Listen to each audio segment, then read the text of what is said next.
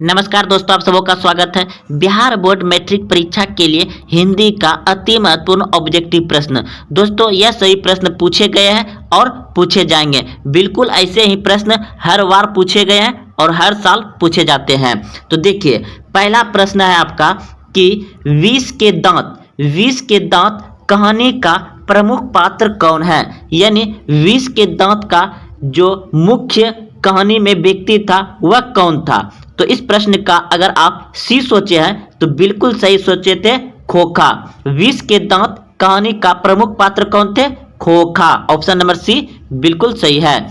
अगला प्रश्न है, झोपड़ी और महल की लड़ाई में अक्सर कौन जीतते हैं? तो ऑप्शन नंबर ए बिल्कुल सही है, महल वाले ही जीतेंगे। महल वाले जीतते हैं झोपड़ी और महल की लड़ाई में। तो चलते अगले प्रश्न की ओर। प्रश्न है आपका, विष के दांत कहानी के रचयिता कौन है? विष के दांत कहानी के रचयिता कौन है?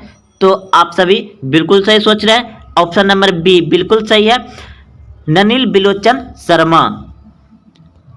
अगला प्रश्न है, सीमा, रजनी, आलो, सेल्फी, आरती पांचों किसकी बहन थी? तो ऑप्शन नंबर डी बिल्कुल सही है, सेन साहब की थी पांचों बहन, सेन साहब की। अगला प्रश्न है आपका,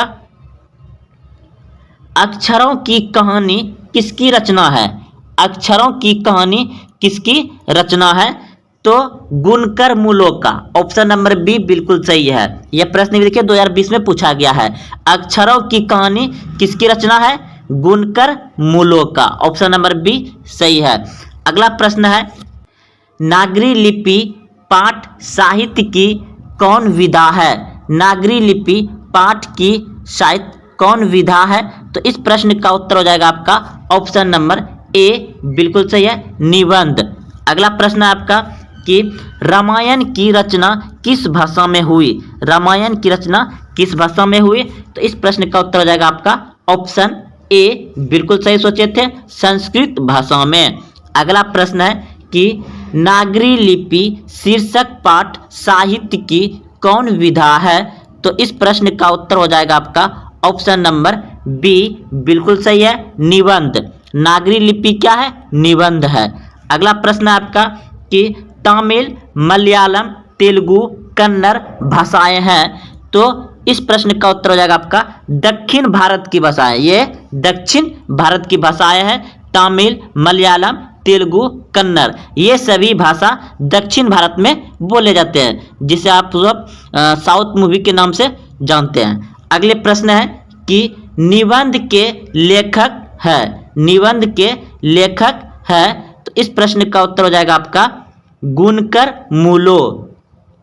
अगला प्रश्न है, वेतमा दान पत्र किस समय का है? तो इस प्रश्न का उत्तर हो जाएगा आपका ऑप्शन नंबर ए बिल्कुल सही है, 1020 ईस्वी। ऑप्शन नंबर ए सही है। प्रश्न है, हिंदी लिखी जाती है। हिंदी लिखी जाती है। तो हिंदी लिखी जाती है देवनागरी लिपि में। ऑप्शन नंबर ए बिल्कुल सही है, हिंदी लिखी जाती है देवनागरी लिपि में। अगला, बहादुर अपने घर से क्यों भागा था? बहादुर अपने घर से क्यों भागा था? तो इस प्रश्न का उत्तर हो जाएगा ऑप्शन नंबर सी बिल्कुल सही है, मां की मार के कारण। मां की मार के कारण बहादुर अपने घर से भागा था। अगला प्रश्न है आपका कि अमरकांत लिखित कहानी का नाम है। अमरकांत लिखित कहानी का नाम है। तो इस प्रश्न का उत्तर हो जाएगा आपका ऑप्शन नंबर डी बिल्कुल सही है, बहादुर। अगला प्रश्न है, बहादुर का बाप कहाँ मारा गया था? बहादुर का बाप कहाँ मारा गया था? तो ऑप्शन नंबर ए बिल्कुल सही है, युद्ध में। बहादुर का बाप कहाँ मारा गया था? युद्ध में। अगला प्रश्न है, बहादुर से मार खाकर भैंस भागी भागी किसके पास चली गई? बहादुर से मार खाकर भैंस भागी भागी किसके पास चली गई? तो इस प्रश्न का उत्तर होगा आपका ऑप्शन नंबर बी बिल्कुल सही है, मां के पास। ऑप्शन नंबर बी सही है, मां के पास चली गई। प्रश्न है, बहादुर को लेखक के घर कौन लाया था? बहादुर को लेखक के घर कौन लाया था? तो ऑप्शन नंबर बी बिल्कुल सही है, लेखक का साला। अगला प्रश्न है, बहादुर पर कितने रुपए की चोरी का इल्जाम लगाया था? बहादुर पर कितने रुपए की चोरी का इल्जाम लगाया था? तो इस प्रश्न का उत्तर हो जाएगा आपका ऑप्शन नंबर बी बिल्कुल सही है, 11 रुपए की। अगला प्रश्न है, बहादुर लेखक के घर से अचानक क्यों चला गया? बहादुर लेखक के घर से अचानक क्यों चला गया? तो इस प्रश्न का उत्तर हो जाएगा आपका ऑप्शन नंबर सी बिल्कुल सही है, स्वयं के प्रति लेखक तथा उसके घर वालों के व्यवहार में आए परिवर्तन के कारण। ऑप्शन नंबर सी सही है। अगला प्रश्न है आपका, लेखक के रिश्तेदार ने बहादुर पर क्या आरोप लगाया? लेखक के रिश्तेदार ने बहादुर पर क्या आरोप लगाया? तो इस प्रश्न का उत्तर हो जाएगा ऑप्शन नंबर ए बिल्कुल सही है, पैसे चुराने का, पैसे चुराने का। अगला प्रश्न है, बहादुर का पूरा नाम क्या है? बहादुर का पूरा नाम क्या है? तो ऑप्शन नंबर ए बिल्कुल सही है, दिल बहादुर। दिल बहादुर, बहादुर का नाम पूरा नाम क्या था? दिल बहादुर। अगला प्रश्न है, कहानी है, कहानी है। तो इस प्रश्न का उत्तर हो जाएगा आपका ऑप्शन नंबर बी बिल्कुल सही है, बहादुर। कहानी है बहादुर। और हिंदी के शतक कथाकार अमरकांत का जन्म कब और कहाँ हुआ? तो अमरकांत का जन्म कहाँ और कब हुआ? तो इस प्रश्न का उत्तर हो जाएगा आपका ऑप्शन नंबर सी बिल्कुल सही है, 1925 में नगारा बलिया उत्तर प्रदेश। प्रश्न है, वानर सेना नामक एक बाल उपन्यास किसने लिखा है? वानर सेना नामक एक बाल उपन्यास किसने लिखा है? तो इस प्रश्न का उत्तर हो जाएगा आपका ऑप्शन नंबर डी बिल्कुल सही है, अमरकांत ने लिखा है। प्रश्न है आपका, नाखून क्यों बढ़ते हैं? नाखून क्यों बढ़ते हैं हिंदी की कौन विधा है? तो इस प्रश्न का उत्तर हो जाएगा आपका ऑप्शन नंबर ए बिल्कुल सही है, ललित निबंध है। नाखून क्यों बढ़ते हैं? ललित निबंध है, ललित निबंध है, ललित निबंध है। नाखून क्यों बढ़ते हैं? नाखून क्यों बढ़ते हैं? अगला प्रश्न है, हजारी प्रसाद द्विवेदी द्वारा रचिता पाठ है। हजारी प्रसाद द्विवेदी द्वारा रचिता पाठ है। तो नाखून क्यों बढ़ते हैं? नाखून क्यों बढ़ते हैं किसने लिखा है? हजारी प्रसाद द्विवेदी द्वारा लिखा गया है। अगला प्रश्न है, नाखून प्रतीक है। नाखून प्रतीक है। तो ऑप्शन नंबर ए बिल्कुल सही है, पाशविक वृत्त का है कि मछली शीर्षक पाठ के लेखक कौन है? मछली शीर्षक पाठ के लेखक कौन है? तो इस प्रश्न का उत्तर हो जाएगा आपका ऑप्शन नंबर सी। अगर आप सोचे थे तो बिल्कुल सही सोचे थे, विनोद कुमार शुक्ल।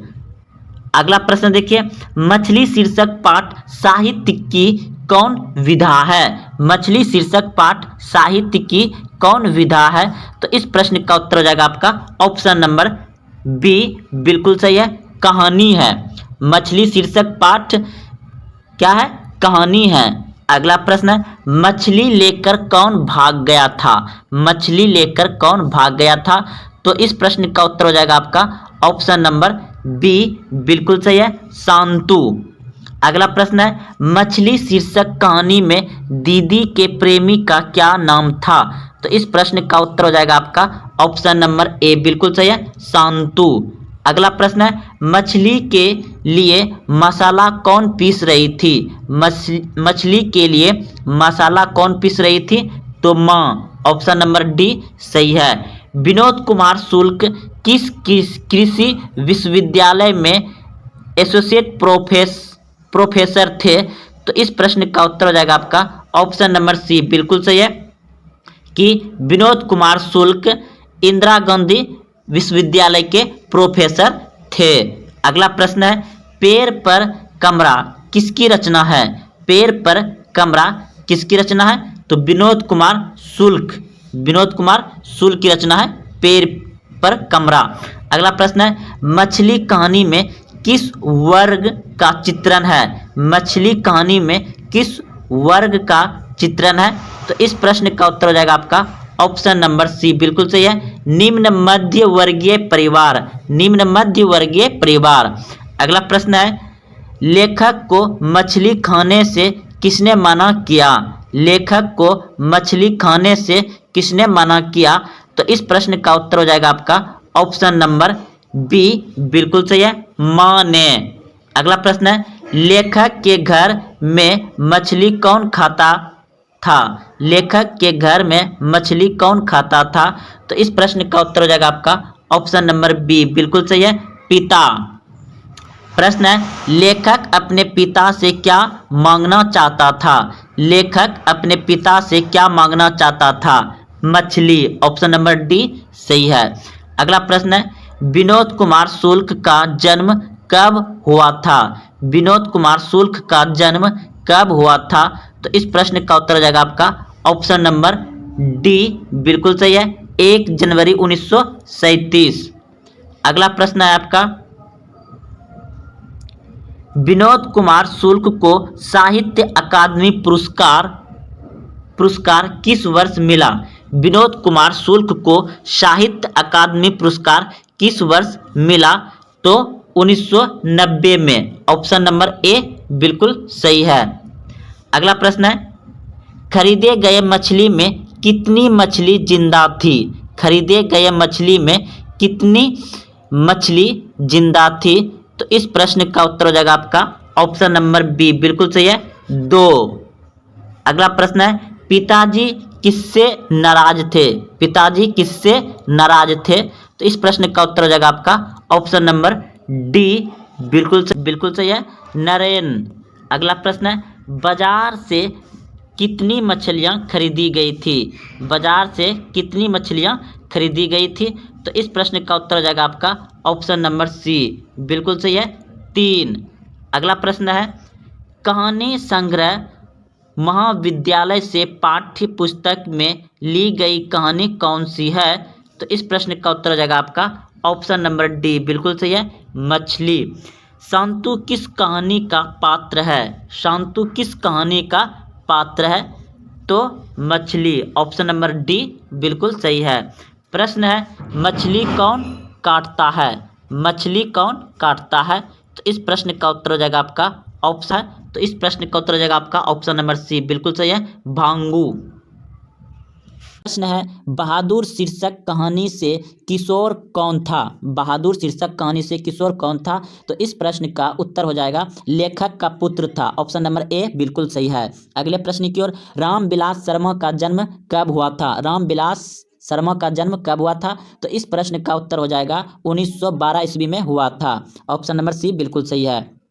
प्रश्न है कि परंपरा का मूल्यांकन है, परंपरा का मूल्यांकन है तो निबंध, ऑप्शन नंबर ए बिल्कुल सही है। अगले प्रश्न की ओर प्रश्न है कि जीत जीत में निखारता हूँ पाठक के लेखक कौन है? जीत जीत में निखारता हूँ पाठक के लेखक कौन है? तो इस प्रश्न का उत्तर हो जाएगा आपका Pandit Birju Maharaj, option number D बिल्कुल सही है। अगले प्रश्न की ओर प्रश्न है व्यंजन के कितने प्रकार है? व्यंजन के कितने प्रकार है? तो व्यंजन जो है कि 3 प्रकार के होते हैं, ऑप्शन नंबर सी बिल्कुल सही है। अगले प्रश्न है अंतपुरम का संधि विच्छेद है, तो इस प्रश्न का उत्तर हो जाएगा आपका ऑप्शन नंबर सी बिल्कुल सही, अंत प्लस पुर, अनंतपुर, यानी दोस्तों ये ऑप्शन नंबर सी बिल्कुल सही है। अगले प्रश्न की ओर प्रश्न है निम्न में शुद्ध शब्द है, निम्न में शुद्ध शब्द है तो इसमें शुद्ध शब्द कौन सा है? तो ऑप्शन नंबर बी बिल्कुल सही है, सूर्य। अगले प्रश्न की ओर प्रश्न है सुरेश कौन सा संज्ञा है? सुरेश कौन सा संज्ञा है? तो सुरेश नाम है तो व्यक्तिवाचक संज्ञा है, ऑप्शन नंबर ए बिल्कुल सही है। अगले प्रश्न की ओर सभा शब्द का लिंग है, सभा शब्द का लिंग है तो सभा जो होता है दोस्तों वह स्त्रीलिंग हो जाएगा, ऑप्शन नंबर ए बिल्कुल सही है। प्रश्न है कि यह कविता मैंने लिखी है, रेखांकित शब्द का सर्वनाम बताइए, तो इस प्रश्न का भी आपका उत्तर हो जाएगा, ये इस प्रश्न का उत्तर होगा आपका निश्चयवाचक संख्या, ऑप्शन नंबर बी बिल्कुल सही है। प्रश्न है मोहन आय किस काल का उदाहरण है? मोहन आया किस काल का उदाहरण है? प्रश्न है दोस्तों कि मोहन आया किस काल का उदाहरण है? आया, तो यह हो जाएगा इस प्रश्न का उत्तर सामान्य भूतकाल। सामान्य भूतकाल, मोहन आया, सामान्य भूतकाल हो जाएगा। अगले प्रश्न की ओर। प्रश्न है भाई बहन कौन सा समास है? तो भाई बहन समास है, द्विक समास है। ऑप्शन नंबर बी बिल्कुल सही है। अगला प्रश्न है धन शब्द का पर्यायवाची शब्द है। धन शब्द का पर्यायवाची शब्द है, तो इस प्रश्न का उत्तर हो जाएगा आपका ऑप्शन नंबर ए बिल्कुल सही है, संपत्ति। अगले प्रश्न की ओर। विधवा शब्द का विलोम है। विधवा शब्द का विलोम है, तो इस प्रश्न का उत्तर हो जाएगा साधुवा। ऑप्शन नंबर बी बिल्कुल सही है। अगले प्रश्न की ओर। दही वाली मगम्मा किस भाषा में अनुकृत कहानी है? तो दही वाली मगम्मा जो कहानी है वह कन्नड़ भाषा में है, जो कि उसको हिंदी में ट्रांसलेट किया गया था, जो कि हम लोग पढ़ते हैं। तो ऑप्शन नंबर ए बिल्कुल सही है।